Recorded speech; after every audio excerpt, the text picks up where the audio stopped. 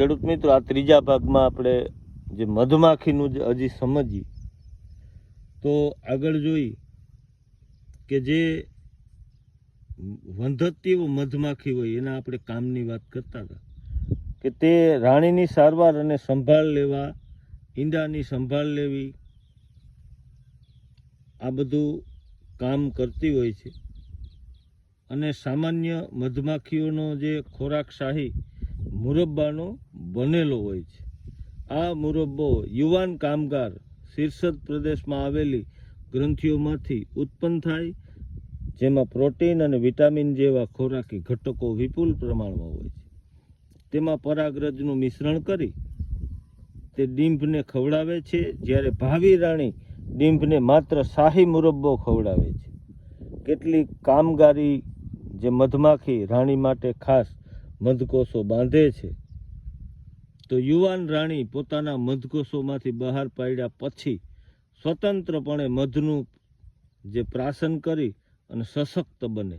એકી સાથે જો બે રાણીઓ જન્મ પામી હોય તો તે લડે અને બેમાંથી એકનું મૃત્યુ પામે ત્યાં સુધી એમની લડાઈ ચાલે છે.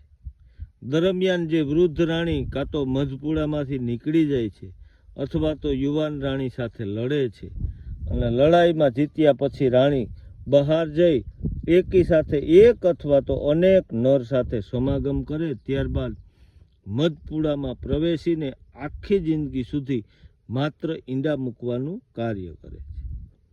એક રાણી પોતાની જિંદગી દરમિયાન આશરે 5 વર્ષો સુધી લાખોની સંખ્યામાં ઈંડા મૂકે છે.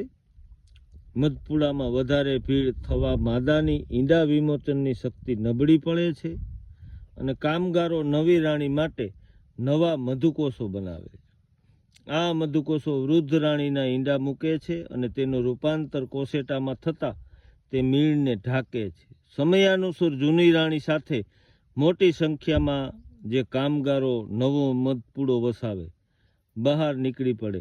આ ટોળું હવે ભેગું થાય તે દરમિયાન સ્કાઉટ નામે ઓળખાતી કામગાર મધમાખી નવી વસાહત માટે જગ્યા શોધે, અને જગ્યા નિશ્ચિત થયા પછી આવી વિશિષ્ટ પ્રકારે નર્તન કરે. આ સ્કાઉટ પસંદ કરેલ જગ્યાની ચકાસણી કરે.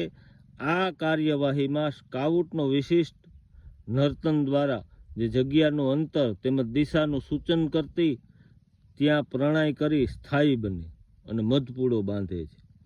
છેલ્લે રાણી જઈને ત્યાં વસવાટ કરે. ખોરાકની શોધમાં પણ સ્કાઉટો રોકાયેલી હોય છે. શોધ સફળ થતાં તે સૂર્યને કેન્દ્ર સ્થાને રાખી અને ખોરાક ક્યાં આવેલો છે તેની જાણ વિશિષ્ટ નર્તન દ્વારા કરે છે. આ નર્તનનું નવું સ્થાન શોધવા માટે કરવામાં આવે છે. નર્તન સાથે સરખાવી શકાય. જો સૂર્યની દિશા તરફ જમણી બાજુએથી 30 સેલ્સિયસ કોણ આ સ્થાન આવેલું હોય તો તે દિશાએ 8 ભાત વડે મધપૂડો સાથે કલ્પિત ઊભી લીટીમાં તેનો પુનઃ નર્તન કરે છે. જો સ્થળ નજીક હોય તો તે દર્શાવવા નર્તન વેગીલું હોય છે. સાવ નજીક હોય તો નર્તન વધારે ઝડપી હોય છે.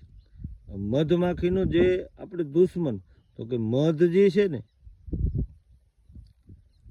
એ ઘણા બધા કાર્યોમાં આમ જોઈએ તો ગ્લુકોઝનું બનેલું હોય તે ઘણા પ્રાણીઓ માટે એક અગત્યનો ખોરાક બની શકે.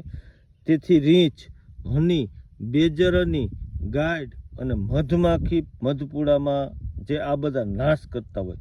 મધમાખીની જે ઈતરડી નામે ઓળખાતી અસ્પદા જાતિ એ પણ મધપૂડો હોય એની માથે હુમલો થતો હોય. તો આપણે આ મધમાખીના આખા જીવનચક્રને 3 ભાગમાં સમજ્યું અને ખેડૂતો માટે ઉપયોગી બનશે એવી આશા સાથે જય હિન્દ, જય કિસાન.